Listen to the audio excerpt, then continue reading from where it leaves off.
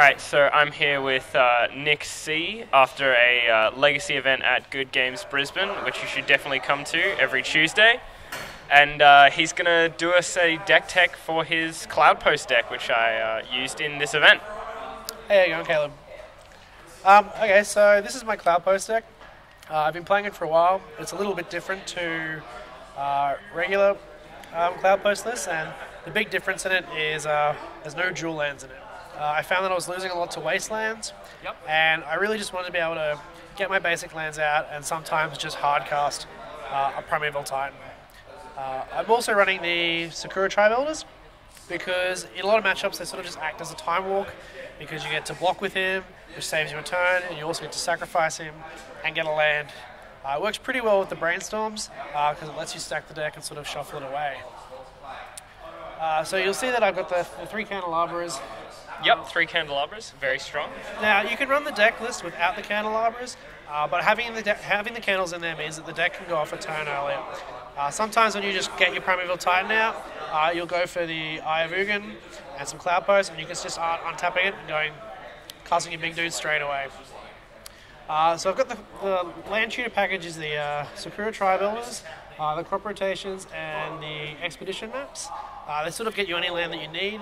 Crop rotation in particular is the all-star of the deck because it lets you get any of your sort of one-off toolbox lands like your Tabernacle, your Cavern of Souls against control matchups, Bajuka Bog against graveyard-style decks. Absolutely. And it just protects you against wasteland too, because whenever they try and wasteland you, you can use your crop rotation so you don't lose a land, but they actually lose the wasteland there.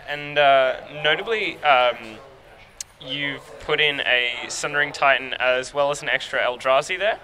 Okay, so the Sundering Titan is just really good in some matchups because if they're playing a 3-color or a 4-color deck, getting out the Titan, blowing off the lands, just ends the game then and there. The other interesting Eldrazi that you might not normally see in a Cloudpost is the Kozilek.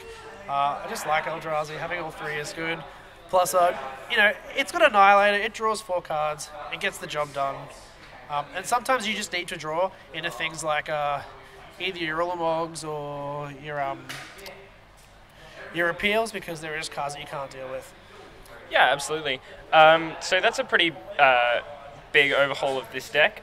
Would you care to go over your sideboard with us as well? Okay, so the Glacial Chasms are against sort of aggro-style decks. Sometimes you just need to buy a turn. Getting the Chasm, not letting them attack is great.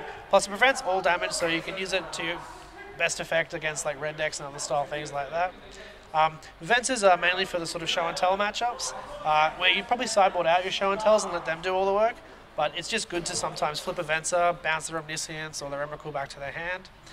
Floss of Storms are against Storm style decks because they're a pretty hard matchup, and so are the Chalices. And Chalice is also really good against the decks that run lots and lots of 1-drops, like Rug Delver in particular. Chalice just absolutely hoses them. The only card that's not used a lot is the Cursed Scrolls, but in the matchups where you really need them, like you're really thankful they're there. It shuts off things like Knight of the Reliquary, which is just a bad day for you because it gets non-stop wastelands, but it can also stop things like a Gristlebrand if you really wanted to. Alright, thanks very much, Nick. Hopefully you'll join us for some more Legacy Tuesdays here at Good Games, and hopefully some more deck techs in the future.